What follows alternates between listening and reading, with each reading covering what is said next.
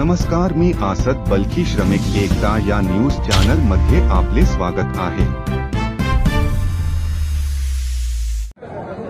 मुखेड कंधार विधानसभेच्या निवडणुकीकरता मी इच्छुक उमेदवार बालाजी पाटील खतगावकर होतो। मी माझ्या मान्यवरांना त्याबाबत अवगत केले होते आणि गेले 1 वर्ष 6 महिने या भागामध्ये मी खूप चांगल्या पद्धतीने लोकांचं संघटन केलं। याचं मुख्य कारण असं होतं की मी या भागात शिकलो, या भागात मोठा झालो। आज महाराष्ट्राचा जर सर्वांगीण विकासाचा जर आपण पाहिलं तर आमचा मराठवाडा आणि त्यातील नांदेड जिल्हा आणि मुखेड, कंधार, भिवंडी हा कितीतरी भागे आहे, किती मोठा अनुशेष आहे।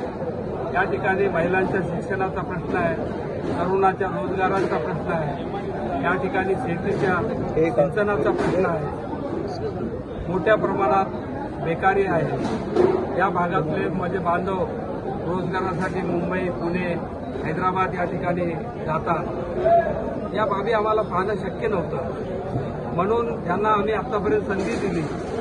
त्या लोकांनी याच्याबाबत जे काम करायला पाहिजे होतं ते झालं नाही, हे शल्य आमच्यात होतं। आम्ही वरिष्ठाकडे त्याबाबत माझ्या स्वतःच्या ह्याच्याने माझ्याबद्दलची मांडणी केली होती, परंतु पक्षीय याच्यामध्ये मला संधी मिळाली नव्हती। पण मी जितकं काम केलं त्यामध्ये जनता जनार्दनाचा जो मोठा नेता आणि लोटा माझ्यासोबत होता आणि त्या सगळ्यांचा एवढा मोठा आग्रह होता की बालाजी पाटील आता तुम्ही आम्हाला सोडून गेलं नाही पाहिजे। त्या जनतेच्या प्रेमाखातर या ठिकाणी एक पर्याय म्हणून मी या ठिकाणी महायुतीमध्ये जरी मला तिकीट नाही मिळालं तरी मी उमेदवार आहे। मी आपल्या माध्यमातून माझ्या जनतेला आणि आमच्या वरिष्ठांना एवढं सांगू इच्छितो की मी पर्याय उमेदवार आहे आणि मी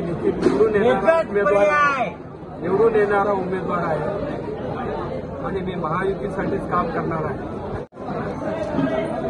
आणि माझी या विधानसभेसाठी, मुखेड कंधार विधानसभेसाठी अपक्ष उमेदवार असलो तरी मला सर्वपक्षीय नेत्यांचा, सगळ्या नेत्यांचा मला पाठिंबा आहे, आपल्याला माहीत आहे। जनता जनार्दनाचा प्रेम आहे हेही आपल्याला माहीत आहे। आणि माझी निशाणी शिवणयंत्र, शिलाई मशीन हे आहे। मी जनता मायबापांना याच्यावर मतदान करून मला निवडून द्यावे अशी मी विनंती करतो।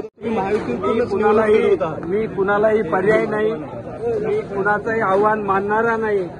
माझे विचार मी जनता जनार्दनाकडे घेऊन गेलेला आहे आणि जनता जनार्दनाच्या मतदानातून निश्चित विजय होणार आहे।